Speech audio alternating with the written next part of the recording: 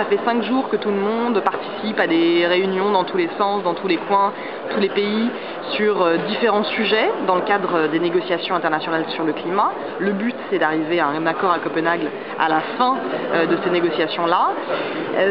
Où on en est, en gros, tout le monde n'a pas encore mis ses cartes sur la table, mais les négociations se sont quand même accélérées depuis 2 jours. Parce que notamment Tuvalu, au nom des États des petits pays insulaires, ont commencé à faire chauffer un peu la pression, on va dire, ont mis un peu un coup de pression sur les États, sur les pays industrialisés, en disant qu'ils voulaient qu'on étudie leurs propositions, et dans leurs propositions, ils demandent un accord juridiquement contraignant. Et là, il n'y a pas eu de réponse de la part des pays industrialisés, il n'y a pas eu de soutien, et ça c'est assez grave. Donc voilà, il y a eu un gros moment de tension. Les négociations sont, au moment où je vous parle, totalement suspendues dans certaines parties à Copenhague. Donc c'est vraiment important, ça peut être un peu technique, mais au fond c'est très important. OK. Et qu'est-ce qui peut se passer maintenant? C'est quoi les options possibles à partir de maintenant? Mais il va falloir à un moment qu'on retrouve un consensus pour revenir dans les négociations. C'est comme ça que ça se passe. Évidemment, en ce moment, il y a beaucoup de tractations qui ont lieu dans les couloirs, puisqu'on ne négocie pas officiellement dans des salles où chacun va parler. Tout est dans les bruits de couloir, tout se situe en coulisses, et on espère qu'il va y avoir un certain consensus, au moins pour revenir à la table des négociations, dans ce qu'on appelle la négociation de la suite du protocole de Kyoto.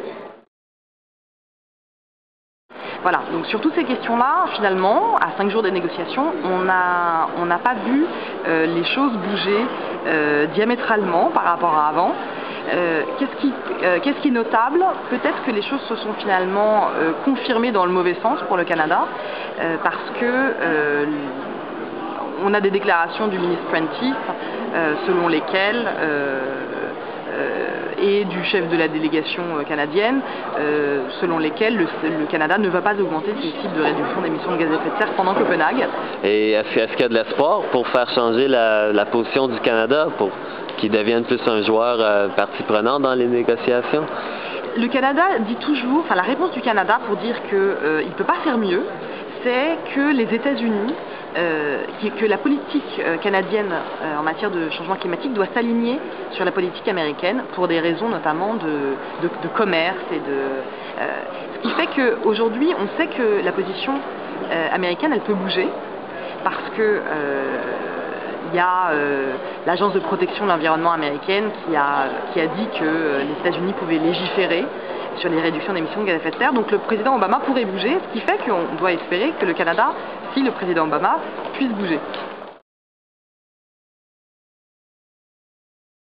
Bon, ben, comme on a vu ce soir, le Canada qui a raflé le premier et le deuxième prix fossile de la journée.